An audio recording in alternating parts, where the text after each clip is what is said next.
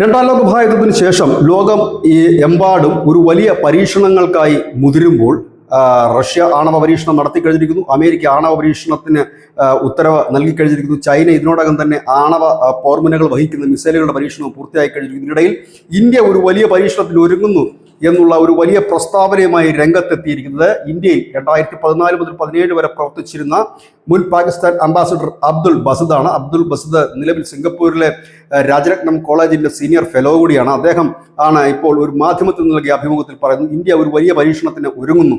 1998 അവർ നടത്തിയ ആണവ പരീക്ഷണം ഉണ്ടായിരുന്നു.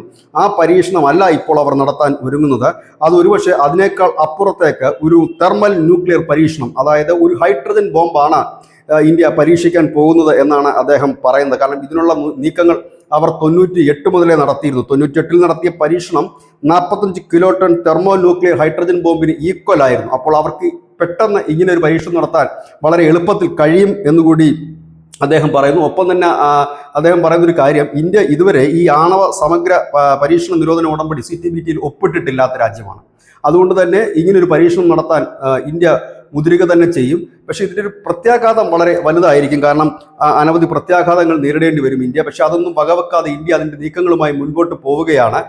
പാകിസ്ഥാനും ആണവ പരീക്ഷണം നടത്താൻ ഉള്ള അവകാശമുണ്ട് എന്നുകൂടി ഈ ബസ്തിത് പറഞ്ഞു വെക്കുന്നു. ഏതായാലും ഒരു വലിയ രീതിയിലേക്ക് തന്നെയാണ് പോകുന്നത്. അദ്ദേഹം അത് കൂടുതൽ വിവരങ്ങൾ ഇങ്ങനെയാണ് പറയുന്നത്. ഇന്ത്യയെ സംബന്ധിച്ച് അവരുടെ അഗ്നി 5, ICBM, ബ്രഹ്മോസ് തുടങ്ങിയ മിസൈലുകളിലെല്ലാം തന്നെ ആണവ വാർഹെഡുകളുണ്ട്. 170 ആണവ പോർമുനകളാണ് റെക്കോർഡിക്കലി ഇന്ത്യക്കുള്ളത്.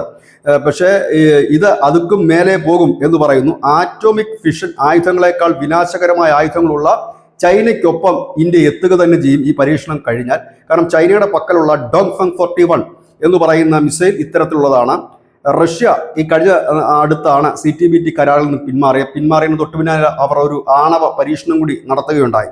ഏതായാലും ഒരു വലിയ രീതിയിലുള്ള ഒരു പ്രസ്താവനയാണ് ഇപ്പോൾ പാകിസ്ഥാൻ നടത്തിയിരിക്കുന്നത്. അദ്ദേഹം പറയുന്നത് താൻ ഉറി ബാലക്കോട്ട് ആക്രമണ സമയത്തൊക്കെ ഇന്ത്യയിൽ പ്രവർത്തിച്ചിരുന്ന ഒരു ഉദ്യോഗസ്ഥൻ കൂടിയാണ്. കാരണം തനിക്ക് നന്നായി അറിയാം അവിടുത്തെ കാര്യങ്ങൾ എന്നുകൂടി അദ്ദേഹം പറഞ്ഞു വെക്കുന്നു. ഏതായാലും പാകിസ്ഥാൻ ഇതൊരു പുതിയ ചർച്ചയ്ക്ക് തുടക്കം കുറിച്ചിരിക്കുന്നു. News desk news India Malayalam.